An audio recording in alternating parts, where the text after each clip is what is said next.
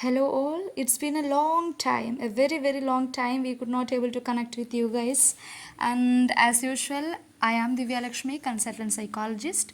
If you need any emotional help or psychological help, please contact me. I will be giving my number on my description box.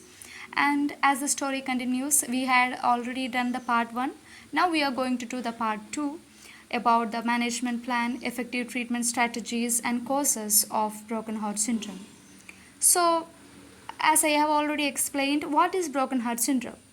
I am repeating it again. It's also known as Takotsubo cardiomyopathy, and it's a condition where the heart muscle becomes weakened and cannot function properly due to intense emotional or physical stress.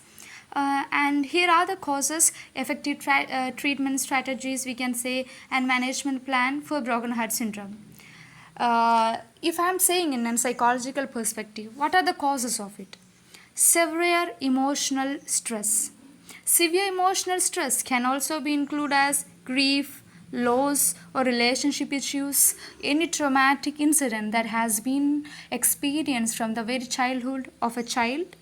And second we can go through is physical stress. What are the physical stress? We can say that surgery maybe, illness we can include, and trauma.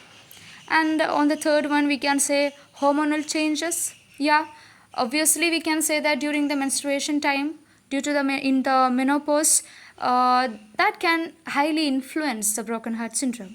And the fourth one, genetic predisposition. If the person is having any genetic presuccumbed insights into that individual, that has been influencing a higher chances to get the broken heart syndrome. And what are the effective treatment strategies?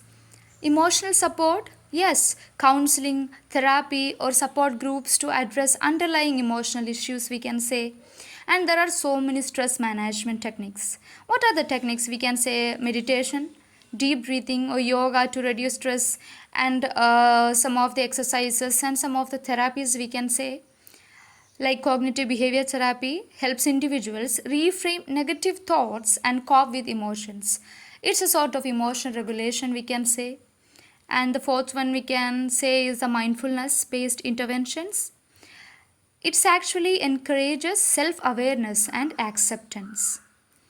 And finally, pharmacological interventions. We can say medications for anxiety, depression, or stress management, even the mood stabilizers, etc. Like some sort of pharmacological interventions, we can say.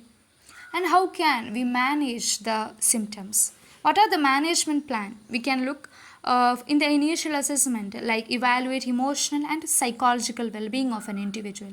That is the very first initial assessment we can able to do. And the second one, like a short-term goals, we can say is reduce emotional distress, improve coping skills, enhance stress management. And if we are looking in a long-term goals, what are the interventions we can do to a client? Like address underlying emotional issues and develop resilience, like develop a coping mechanism and a mental strength to the individual, improve overall mental health. Yes, and next point is monitoring progress. What is monitoring progress? Regular therapy sessions, emotional state assessments, stress management technique evaluations. And the fifth one we can go is self care. Of course, encourage healthy habits. We should encourage exercise and sleep up to 8 hours, minimum of 6 hours. But usually, as according to the research, we can say that 8 hours of sleep is necessary for an individual for their overall health.